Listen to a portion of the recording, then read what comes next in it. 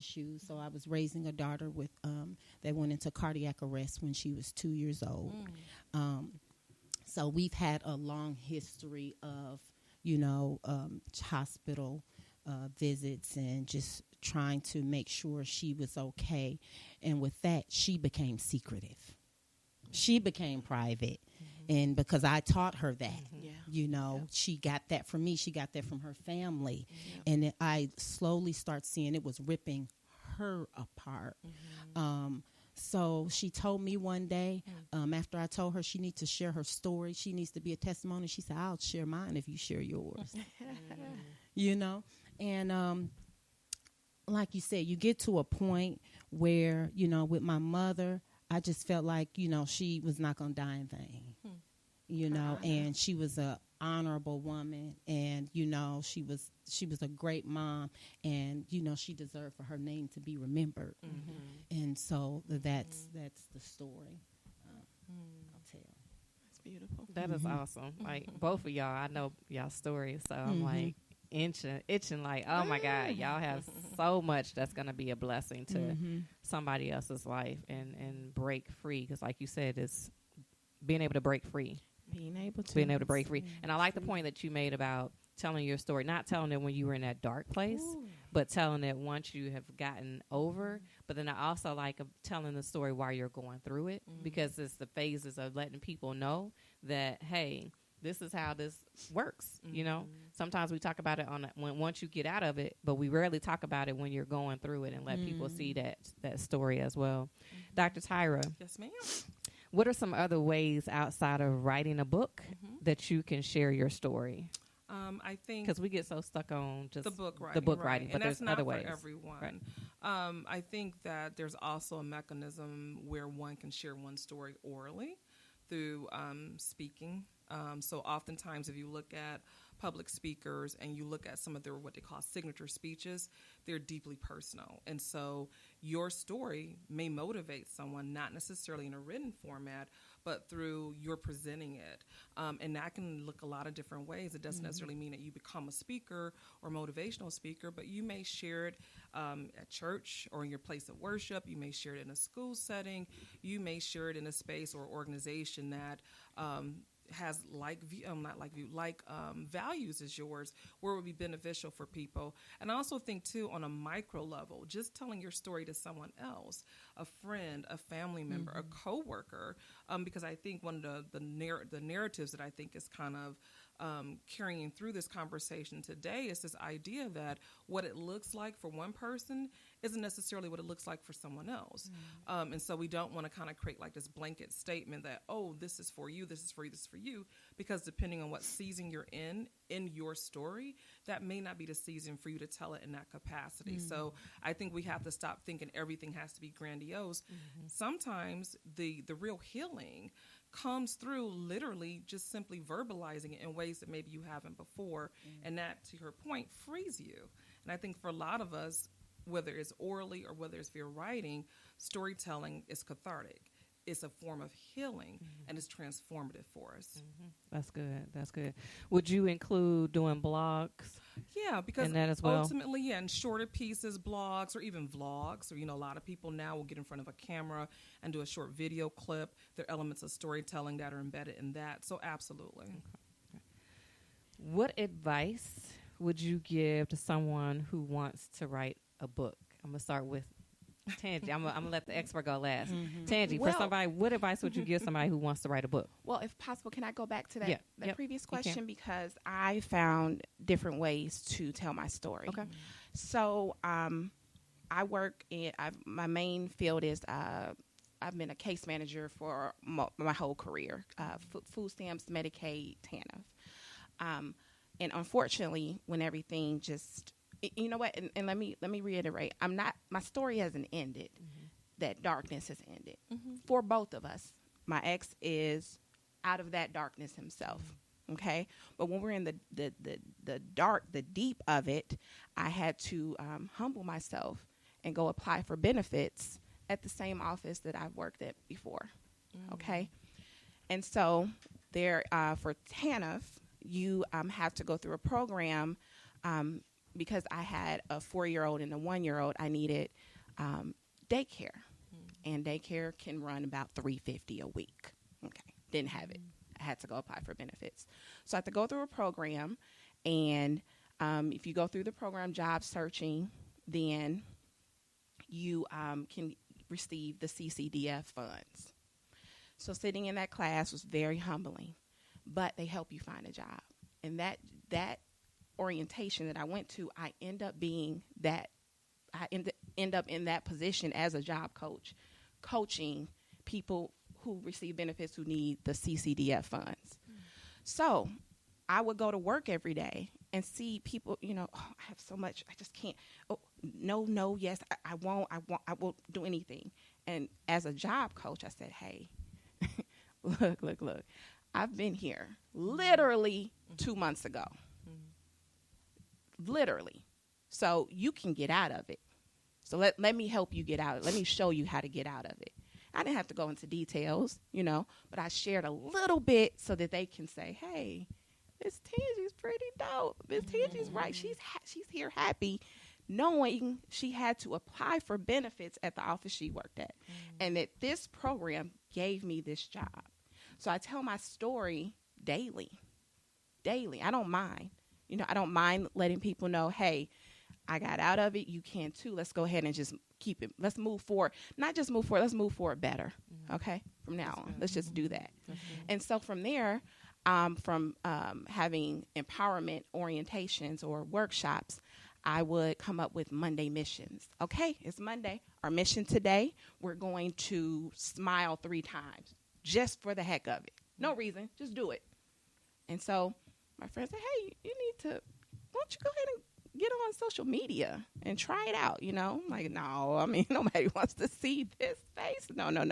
And then Fluffy Girl, that's my social media character. Not even a character. She's me. She's my entity. She's my third entity. She became, so every Monday we have Monday missions. And that's sharing my story because I'm not in the thick of it, but the end is Mission Monday. Woman Crush Wednesday. I'll empower women every Wednesday because every woman in my life, in some way, now you have rubbed up on me, and you're my woman crush. So that's a great way to share it. Also, that's awesome. That's good.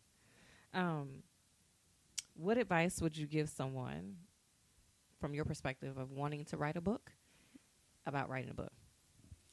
Well, first, I believe you have to mean it. It's so easy to talk the talk. I've been talking the talk for years about writing a book. I didn't mean it. I don't know if it wasn't. I know it wasn't my time, but now it's my time. So if you really, really mean it, then start it. Start. One word. Start it. You don't have to have the title. Start it. It's most people want I don't have time. I don't have time. I have a full-time job, and I really don't have time. But I have started. So my thing is just go. That first step is everything you need. Miss Latia, as someone who aspires to write a book, what advice would you give somebody?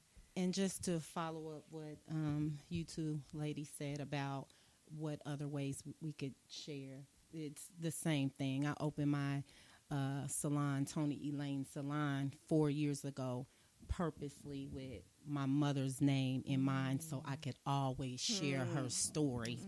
So that was the first time ever 4 years ago when I opened my salon and had a grand opening.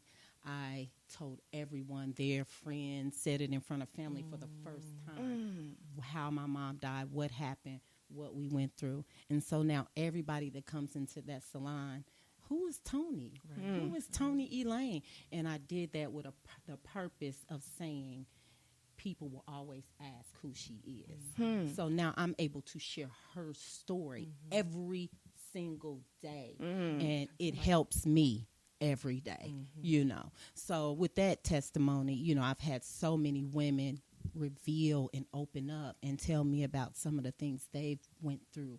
And, you're such an inspiration, and thank you for sharing because it's helped them to share.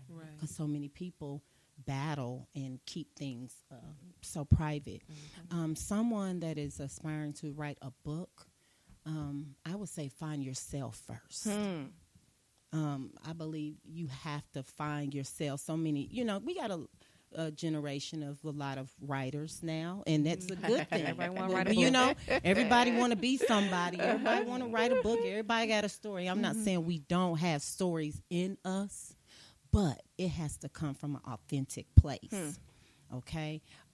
So I would say find yourself first. Find your purpose first. Your purpose in life. What has God really put in you that you really feel like the world can benefit from you? So I would say do your research on yourself first. Research on yourself.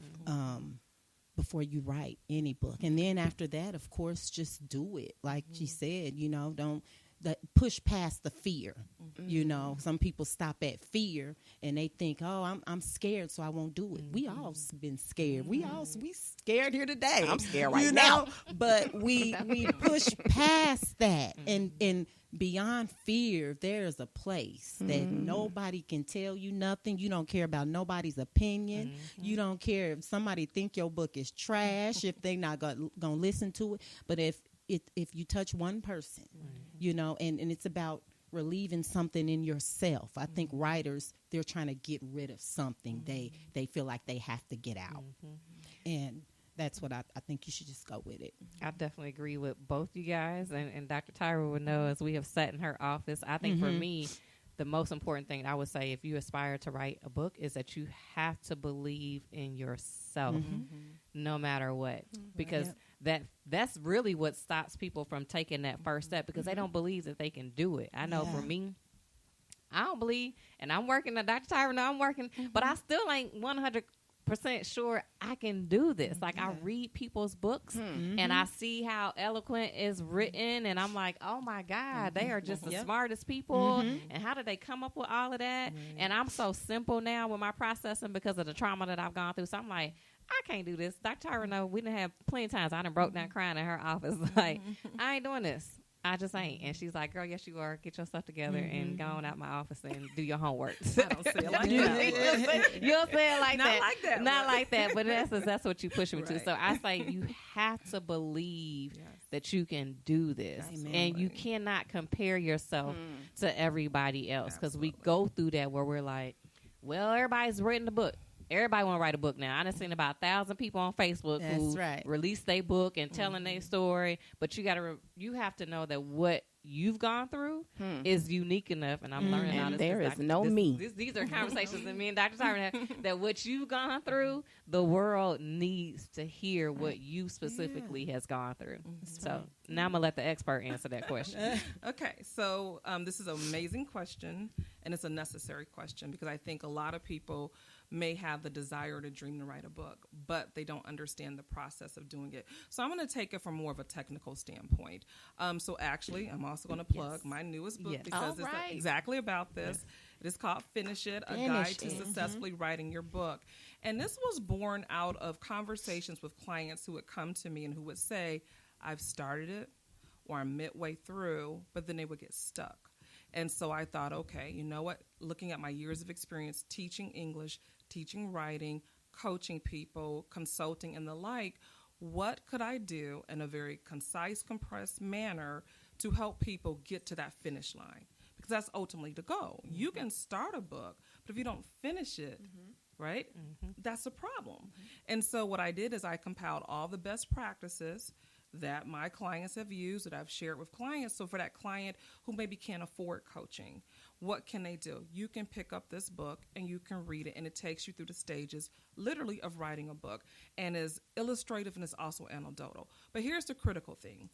A goal to write a book is not the same thing as a plan. And I think sometimes we use those terms interchangeably. And that's where a lot of people reach roadblocks, because my goal is to do X, Y, or Z. But what is your plan for execution? And so that's, I think, where a lot of people, before you even sit down to write, need to be very clear in terms of the time you need to allocate for writing, your stamina. That's something we don't often talk about. It takes stamina to write. You also want to be mindful in terms of when you write, yes, it's about you, but it's also about a reader. right? That's So right. you want to be mindful that when you write something, it is for public consumption, which means someone else is going to pick this up and be engaged with my words. Now, here's where we have